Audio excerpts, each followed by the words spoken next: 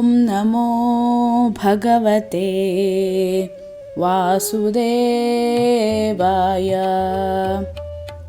ಹರೇ ಕೃಷ್ಣ. ನಾವೀಗ ಶ್ರೀಮದ್ ಭಾಗವತದ 1ನೇ ಸ್ಕಂದದ 17ನೇ ಅಧ್ಯಾಯಕ್ಕೆ ಬಂದಿದ್ದೇವೆ. ಇಲ್ಲಿ ಪರೀಕ್ಷಿತ ಮಹಾರಾಜ ಸರಸ್ವತಿ ನದಿಯ ಪೂರ್ವ ವಾಹಿನಿಯನ್ನು ತಲುಪ್ತಾನೆ, ಸರಸ್ವತಿ ನದಿ ತೀರವನ್ನು ತಲುಪ್ತಾನೆ. ಆ ಸಂದರ್ಭದಲ್ಲಿ ಆತ ಅಲ್ಲೊಬ್ಬ ಶೂದ್ರ ರಾಜನ ವೇಷದಲ್ಲಿ ಇದ್ದವನು ಒಂದು ಹಸು ಹಾಗೆಯೇ ಎತ್ತನ್ನು ಹೊಡೆಯುತ್ತಾ ಇರುವುದನ್ನು ಕಾಣ್ತಾನೆ. ಆ ಸಂದರ್ಭದಲ್ಲಿ ಆತ ಆ ಮನುಷ್ಯನನ್ನು, ಆ ಶೂದ್ರನನ್ನು ಕೇಳುತ್ತಾನೆ, ನೀನು ಯಾರು, ಯಾಕೆ ಬಲಿಷ್ಠನಂತೆ ಕಾಣಿಸಿಕೊಂಡು ಈ ಬಲಹೀನರನ್ನು ಕೊಲ್ತಾ ಇದ್ದೀಯಾ?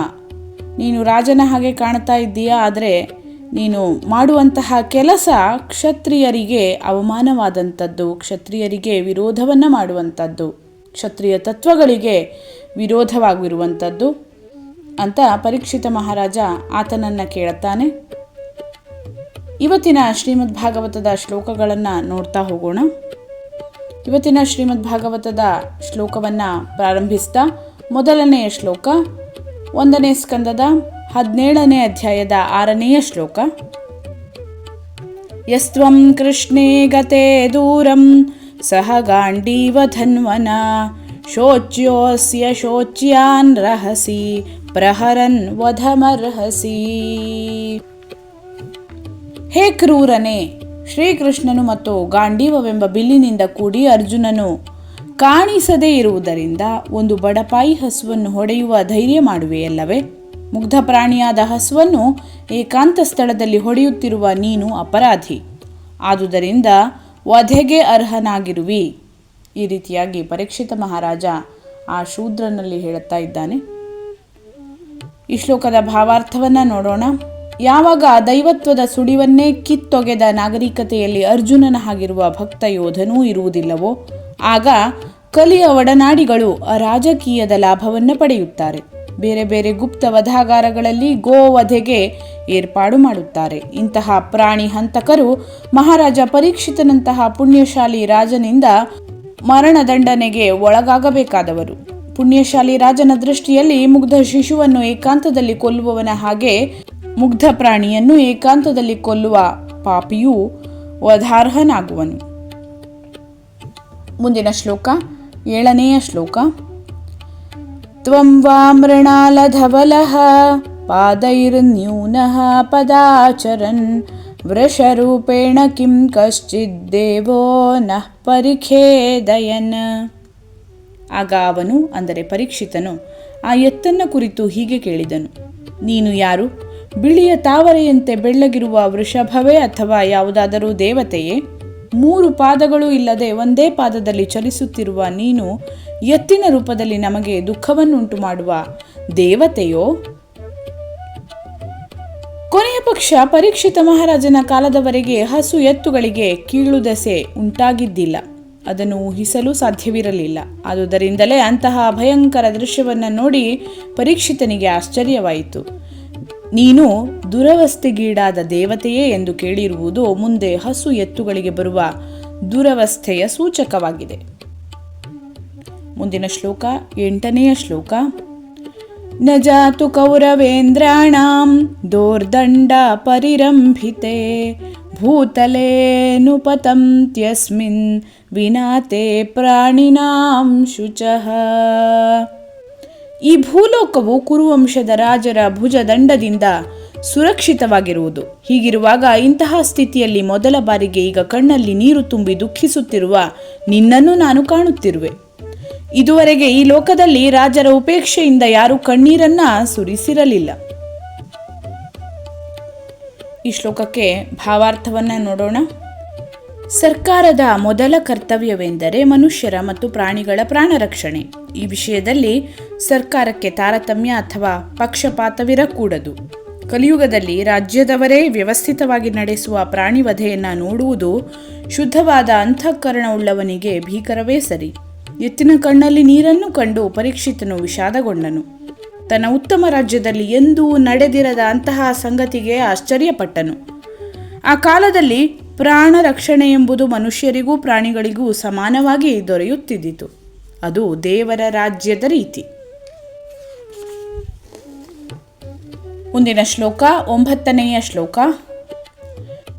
ಮಾ ಸೌರಭೇಯ ಅತ್ರ ಶುಚೋ ವ್ಯೇತು ತೇ ವೃಷಲಾದ್ಭಯಂ ಮಾ ರೋದಿರಂಬ ಭದ್ರಂ ತೇ ಖಲಾನಾಂ ಮಹಿಷಾಸ್ತರಿ. ಹೇ ಸುರಭಿ ಆಕಳ ಮಗನೇ, ನನ್ನ ರಾಜ್ಯದಲ್ಲಿ ನೀನು ಶೋಕ ಪಡಬೇಡ. ಈ ಅಧಮ ಶೂದ್ರನಿಂದಾಗಿ ಭಯಪಡದಿರು. ಎಲೈ ಗೋಮಾತೆಯೇ, ನಾನು ಶಾಸಕನಾಗಿರುವಾಗ ಮತ್ತು ಮತ್ಸರಿಗಳನ್ನು ದಮನ ಮಾಡುತ್ತಿರುವಾಗ ನೀನು ಅಳಬೇಕಾಗಿಲ್ಲ. ನಿನಗೆ ಎಲ್ಲ ವಿಧದಲ್ಲಿಯೂ ಶುಭವಾಗುವುದು. ಪರೀಕ್ಷಿತ ಮಹಾರಾಜನಂತಹ ಆಡಳಿತಗಾರರಿಂದ ರಾಜ್ಯ ಪಾಲನೆ ಆದಾಗ ಮಾತ್ರ ಹಸು, ಎತ್ತು ಮತ್ತು ಇತರ ಪ್ರಾಣಿಗಳ ರಕ್ಷಣೆ ಆಗುವುದು. ಪರೀಕ್ಷಿತ ಮಹಾರಾಜನು ಹಸುವನ್ನು ತಾಯೇ ಎಂದು ಸಂಬೋಧಿಸುತ್ತಾನೆ, ಏಕೆಂದರೆ ಅವನು ಸುಸಂಸ್ಕೃತನು, ದ್ವಿಜ ಕ್ಷತ್ರಿಯನಾದ ರಾಜನು. ಸುರಭಿ ಎಂಬುದು ಅಧ್ಯಾತ್ಮ ಲೋಕಗಳಲ್ಲಿ ಸ್ವಯಂ ಶ್ರೀಕೃಷ್ಣನಿಂದ ಪಾಲನೆಗೊಳ್ಳುವ ಹಸುಗಳ ಹೆಸರು. ಮಾನವರು ದೇವರ ರೂಪ ಲಕ್ಷಣಗಳನ್ನು ಹೋಲುವ ಹಾಗೆ ಹಸುಗಳು ಅಧ್ಯಾತ್ಮ ಸಾಮ್ರಾಜ್ಯದ ಸುರಭಿ ಗೋವುಗಳ ರೂಪ ಲಕ್ಷಣಗಳನ್ನು ಹೋಲುತ್ತವೆ.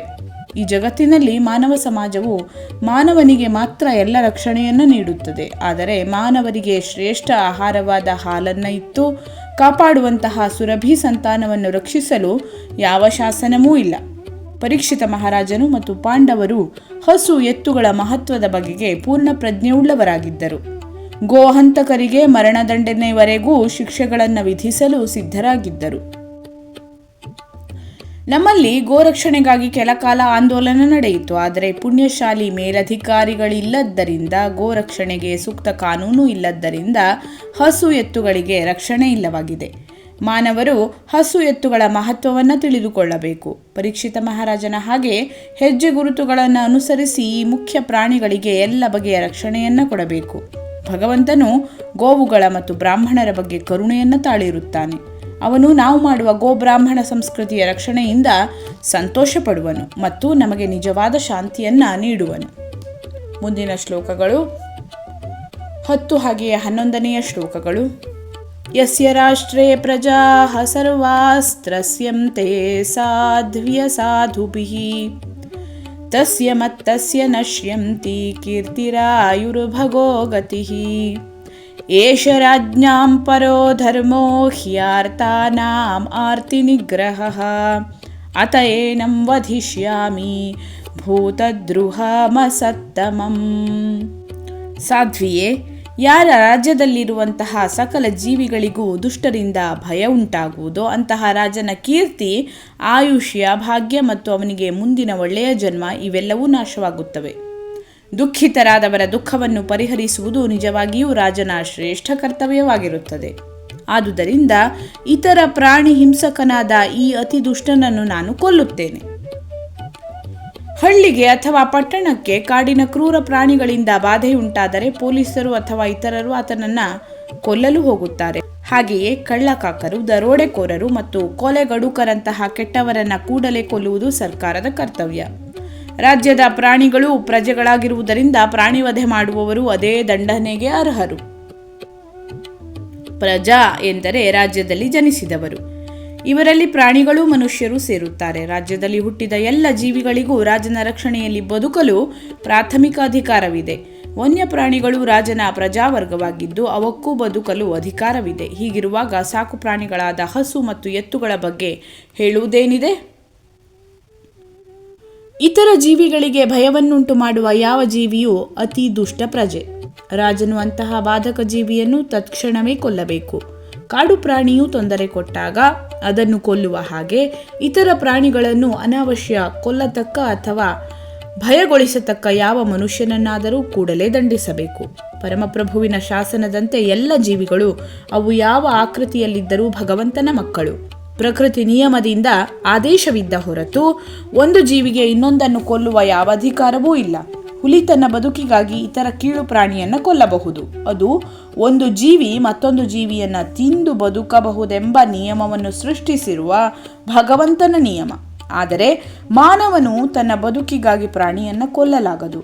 ಆದುದರಿಂದ ಯಾವನಾದರೂ ಭಗವಂತನ ನಿಯಮದಿಂದ ವಿಧಿಸಲಾದಂತೆ ನಿಶ್ಚಿತವಾದ ಜೀವ ವಸ್ತುಗಳನ್ನು ತಿಂದು ಜೀವಿಸಬೇಕೆಂಬುದು ನಿಯಮ. ಮನುಷ್ಯನು ದೇವರ ಇಚ್ಛೆಯಂತೆ ಅಥವಾ ಆಜ್ಞೆಯಂತೆ ಬದುಕಬೇಕು. ತನ್ನ ಮಧುರವಾದ ಇಚ್ಛೆಯಂತೆ ಬದುಕುವುದಲ್ಲ ಎಂದು ಈಶೋಪನಿಷತ್ತು ನಿರ್ದೇಶಿಸುತ್ತದೆ.